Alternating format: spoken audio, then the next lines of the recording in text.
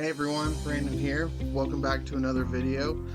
Today I wanted to talk a little bit about a question that seems very divisive between people as I talk to various clients and some of my friends and peers, even some of my mentors. And the question is saving money a scam? And this is a very interesting question to me because it kind of peers into your own position in life at the moment, right? And let me explain a little bit. Some of my friends make around $50,000 a year, right? And they spend somewhere around 25 to 35% on rent. Then they spend another 15% of their total income in transportation.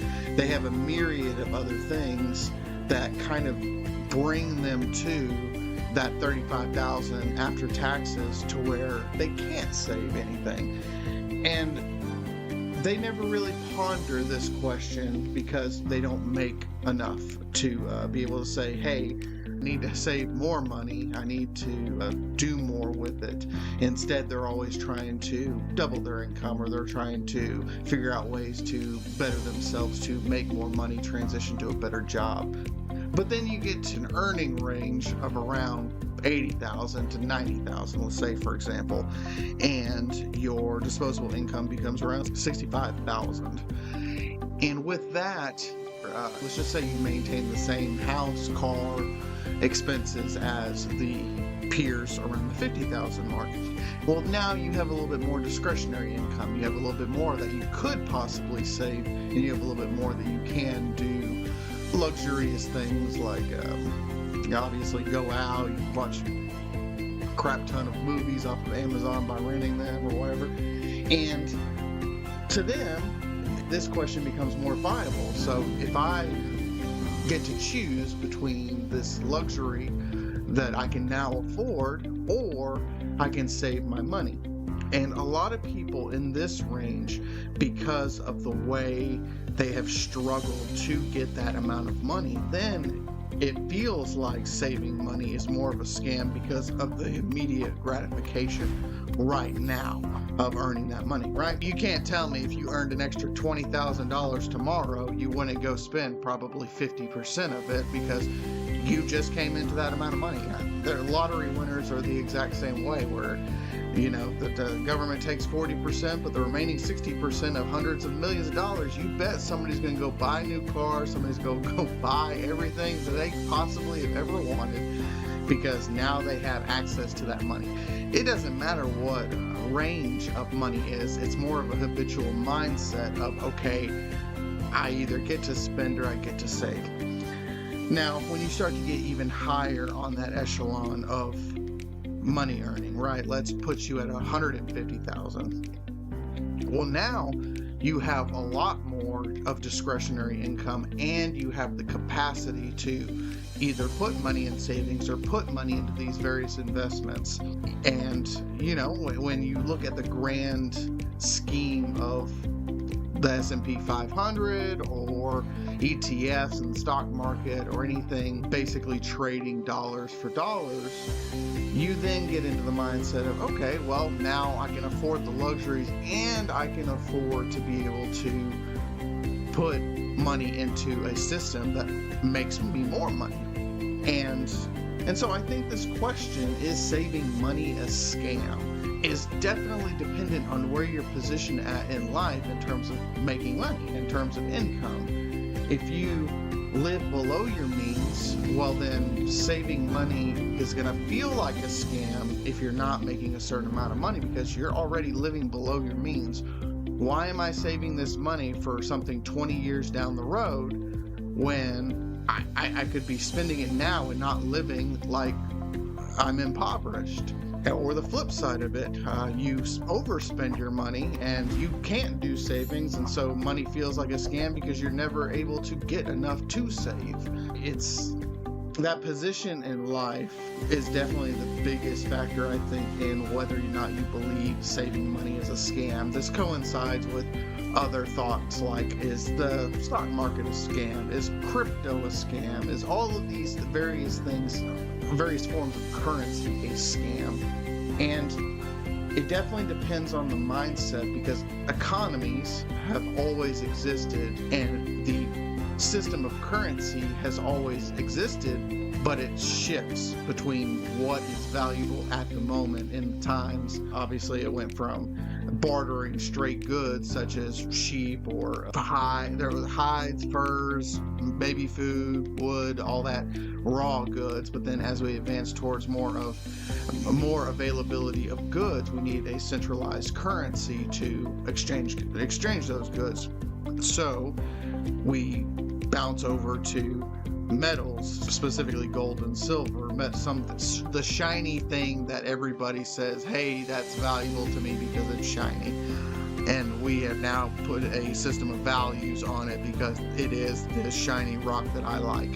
You know, that system has been in place for thousands of years. And then we slowly move off of it. Now we are at fiat currency, where the establishment of trust is dependent on all these myriad of it's a mixture of governance, free market values, and a few other nuanced overarching concepts that bring currency into its current valuation. Obviously, scarcity of the fiat currency itself also dictates what the value is. If we look at places like Venezuela, or even now with China pumping out another, 200 billion yuan to help their current banks. When you have that flood of currency, well, doesn't matter what it is, the value of that currency is going to go down to some degree based on all these other factors and the confidence of that currency. And so the question being, is money a scam, or saving money a scam? Literally, it's all perception based on these things in your life as well as the outer market.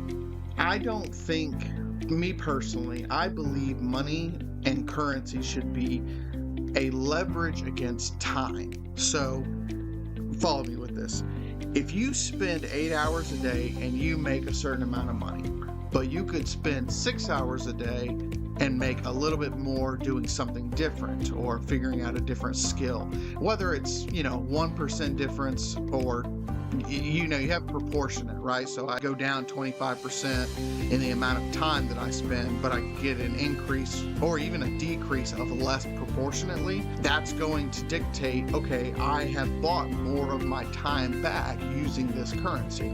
So when I look at savings specifically, if I put my money into something that gives me a 5% return, and I am not spending that money and it's just sitting there doing nothing, I think it's a scam not to do something with your money, because you are essentially trading your time away from yourself if you don't.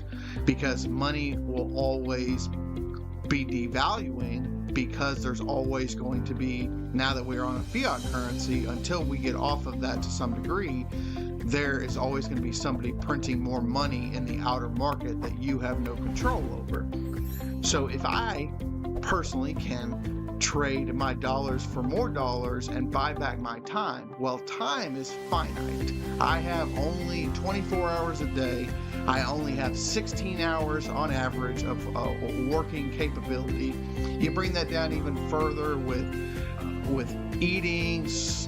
You have, obviously, if you have work, you have the 8-hour work schedule. You have family time. You have all these other things that go into what you have available for time. So if you're able to buy back your time, if money equals time and more time is made using the savings system, then no, I don't believe that money is a scam. But if you are saving it for the sake of saving it, and you say you have a business and you have the capacity to increase using your savings to make even more money, that is trading dollars for dollars, right? Depends on how much time you're going to use to make that increase or figure out how to make that increase. But still, the concept of utilizing those savings and those dollars for more dollars, then it's not a scam. let's put yourself in the shoes of the extreme. You have $10 million in your hands right now. Go through everything in your wildest fantasies that you would spend $10 million on. And I want you to look at your biggest purchases. You have, the biggest extreme that I can think of myself is mansions, planes, and luxury cars. Okay, so let's take that out because you're a reasonable person and you don't want to blow all your money that you just received. You aren't going to be able to spend that 10 million reasonably without sticking it into something like savings, stock market, other businesses. It's just an extreme. It's just not viable to be able to spend all that money. Or if you decided, hey, I'm going to put that $10 million in the S&P, or I'm going to put the $10 million into something else that generates me even more money, that you're not going to take it because you constantly are trying to figure out better ways to utilize what you currently have. And so now you get this, essentially the asset of $10 million to utilize how you see fit. And surprisingly enough, $10 million, hey, what if I could turn it into 12 million? Hey, what if I could turn it into 20 million? That thought process is, something that crosses people's mind, and you can't really think it's a scam. Saving it is a scam, because if I save it for 4%, I can't do quick maths in my head, but isn't 4% $400,000? So $400,000 a year if I just stuck my $10 million into a high interest savings account. So back to the final little ramble I have on what saving money and whether or not it's a scam. The answer is definitely yes and no, depending on where you're at in life. And I believe if you currently are struggling to find more dollars but you don't have enough time, then I think you need to utilize the time that you have to figure out another way to make more money with the same time you have allocated, or figure out a way to make more money using less hours. And that could be in investing in yourself, investing in a business.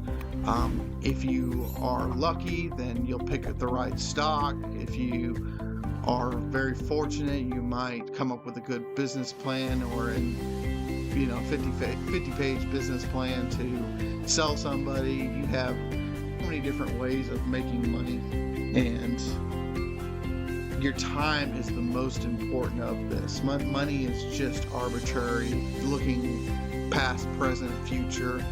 It will continually be arbitrary as long as you are not the center point of control for how that money is valued.